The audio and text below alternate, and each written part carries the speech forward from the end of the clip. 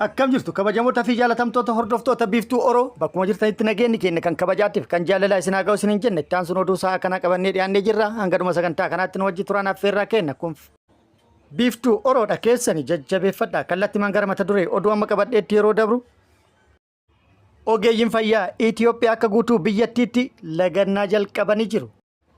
Gaafilee isaanii mootummatti dhiyeeffachuun guyyaa torba keessatti mootummaan deebii akka kennuuf eeggataa turanis mootummaan deebii osoo hin deebisin hafuudhaan gara lagannatti akka ce'an taasisee jira dabalata oduu kanaa qaba. Oduun itti aanu oduu oolmaa Oromiyaati. Oduu oolmaa Oromiyaati lolli Oromiyaa bakkoota garaagaraatti loltoota mootummaati waraana bilisummaa Oromoo gidduutti deemaa jiru akkuma itti fufeetti jira.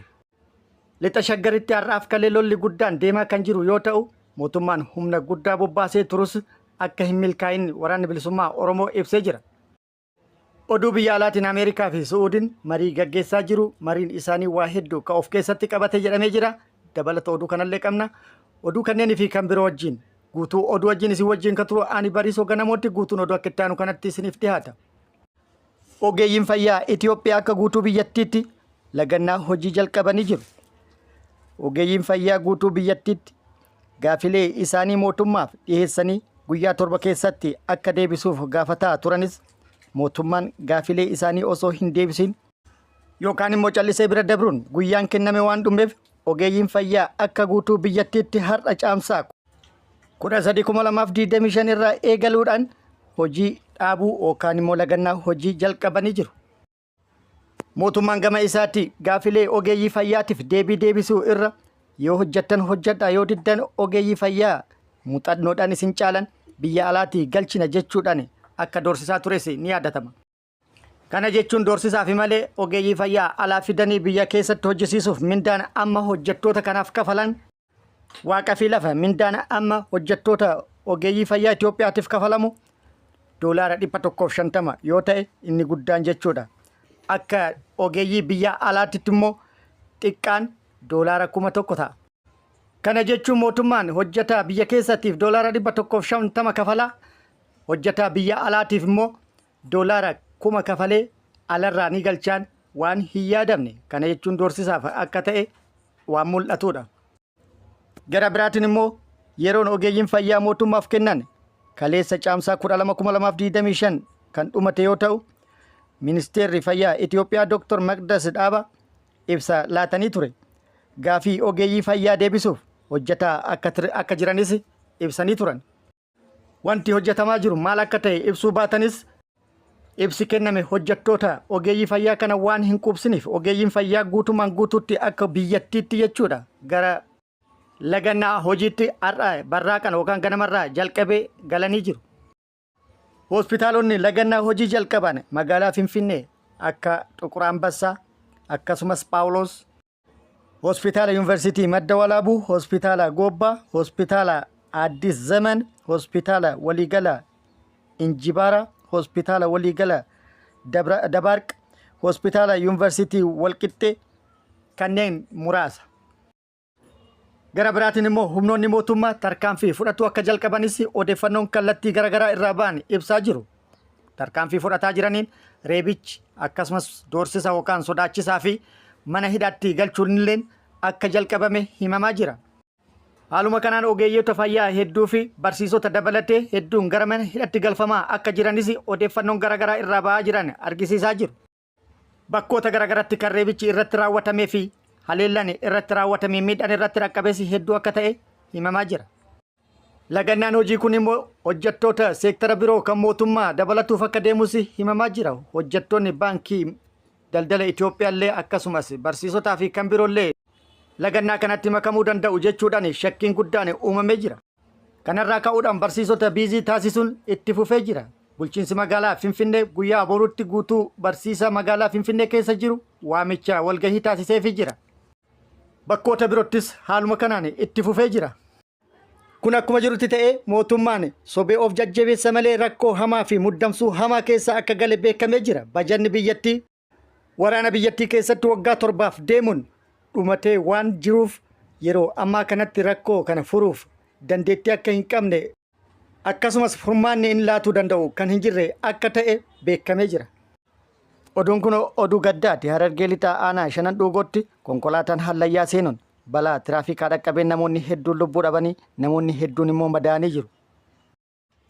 Aanaa shanan dhugoo ganda abbaa amaan jedhamutti kaleessa galgala jechuun caamsaa 12/2025 sa'aatii 2:00 konkolaataan daandiirra maquun hallayyaa meetira 50 hanga 70 ta'u yookaan gadi fageenya qabu seenuudhaan namoota 11 lubbuu yoo galaafatu namoota 28 immoo miidhaa cimaan akka irra ga'e yookaan itti dhaqqabe poolisiin aanichaa beeksisee jira.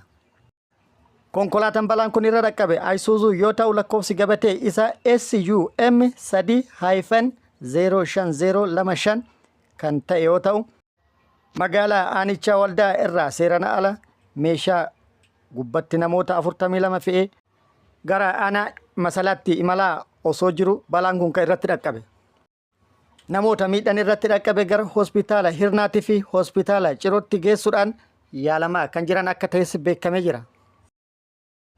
Oduun itti aanu oduu oolmaa Oromiyaati. Oduu oolmaa Oromiyaatti lolli Oromiyaa bakkoota garaagaraatti loltoota mootummaatii fi waraana bilisummaa Oromoo gidduutti deemaa jiru akkuma itti fufetti jira. Giddugala Oromiyaa kibba Oromiyaatii fi akkasumas lixa Oromiyaa bakkoota garaagaraatti lola deemaa jiru irratti waraanni bilisummaa Oromoo injifannoo argadhe kan jedhe yoo ta'u mootummaan gama isaatii giddugala Oromiyaatti humna guddaa bobbaasee haleellaa waraana bilisummaa Oromoo irratti raawwateen injifannoo argadhe jedhee jira. Waraanni bilisummaa Oromoo immoo kuni dhugaa miti jechuudhaan ibsa mootummaa kana haalee jira. Kun akkuma jirutti ta'ee giddugala Oromiyaa lixa Shaggar Nyamarii hanga aanaa Abuuna Gindabaratitti lolli itti fufee jira. Lola guyyaa kaleessaa naannawa kanatti raawwatameen waraanni bilisummaa Oromoo injifannoo gagabbataa irratti argadhee jira jedhee jira. Lolli kun har'as kan itti fufe yoo ta'u haleellaa Gindabaratitti loltoota mootummaa irratti raawwateen waraanni bilisummaa Oromoo ajajoota waraanaa mootummaa hedduu hojiin ala akka taasisee fi hedduu immoo akka qabe odeeffannoon gara sirraa nu geette ibsitee jirti. Ajajoota waraanaa sadarkaa garaagaraa kan booji'e kana haasofsiisaa akka tures miidiyaa hawaasaa kanarra naanna'aa ture. Har'as haleellaa bakkoota garaagaraatti raawwateen meeshaalee waraanaa hedduus akka hiikkate himee jira. Guyyaa kaleessa bireenii fi isnaappara akkasumas AKM 54 dabalatee kan biroollee hedduu hiikkatu odeeffannoon nu ga'ee ture yookiin isin geennee ture. Har'as haaluma wal fakkaatu meeshaalee waraanaa hedduu akka hiikkatee fi akkasumas immoo hedduus akka harkaan qabe odeeffannoon nu ga'ee jira.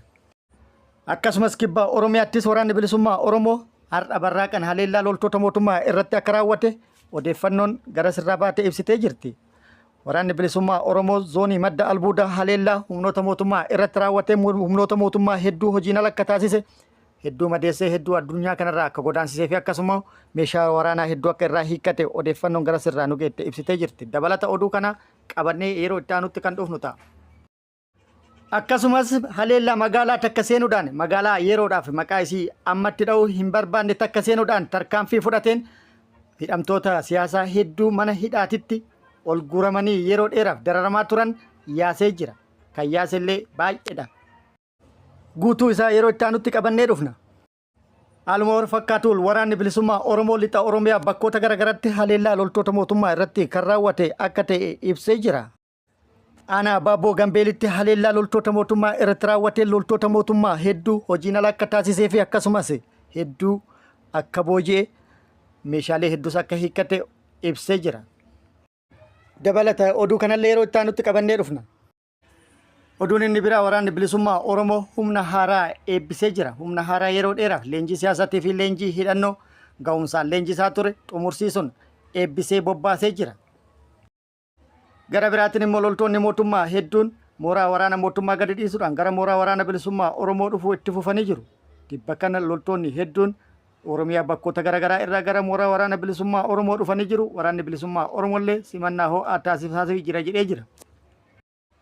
Oduu biyya alaatiin jilli pirezidaantii Ameerikaa Doonaald Tiraampin durfamu gara Saawud Arabiyaatti imalee jira. Saawud Arabiyaanis simannaa ho'aa jila kanaaf taasiftee jirti. Daawwannaa guddaa idil addunyaa pirezidaantii Ameerikaa marsaa lammaffaa kanaaf Saawud Arabiyaan qophii guddaa taasisaa turtee jirti. Har'a pirezidaantii Doonaald Tiraamp jila isaa wajjin garas yeroo imaletti mootiin Muhammad bin Salmaan buufata xayyaara mootii Khalid Riyaad keessatti simannaan ho'aan kan taasifame yoo ta'u sirna simannaatiin booda mariin jalqaba hooggantoota Ameerikaatii fi Saawud Arabiyaa gidduutti taasifamee jira yookaan eegalee jira. marii taasisan irratti waliigaltee garaagaraa irra kan gaan yoo ta'u waliigaltee irra gaan keessaa tokko Saawud Arabiyaan meeshaa waraanaa doolaara biliyoona 100 baasu Ameerikaa irraa bitatuuf waliigaltee irra ni gahama jedhamee eeggamaa jira. Walumaa galatti waliigaltee investimentii dinagdee US akkaan gurguddoo 3 doolaara tiriliyoona 1 ol baasan irratti bal'ina mari'atuun akka waliigalan kan eeggamudha jedhamee jira. Oduun biyya alaa inni biraa Riippaabilika Dimokiraatawaa Koongoo keessatti lolaa bishaanii mudateen lubbuun namoota 100 olii darbuu qondaaltonni mootummaa beeksisanii jiru. Riippaabilika Dimokiraatawaa Koongoo keessatti rooba yeroo dheeraaf fufteedhaan roobaa tureen lolaa mudateen gandoota hedduu keessatti lolaa dhaqqabeen namoota 104 lubbuu yoo galaafatu namoota 28 irratti immoo miidhaa akka dhaqqabsiise beekamee jira. Lolaan bishaanii miidhaa guddaa geesse kun kan uumame rooba cimaa bulchiinsa Kiivuu Kibbaa ganda Kasabaa jedhamutti kamisa darbe irraa hanga jimaata halkanitti roobeen akka ta'e himamee jira. Lolaan uumame kun hidha laga Kasabaa irratti jirus akka dhoohu taasisuudhaan akkasumas qabeenya uummataa hedduu kan mancaasee fi yoo xiqqaate mana 150 ol hojiin ala akka taasises himamee jira.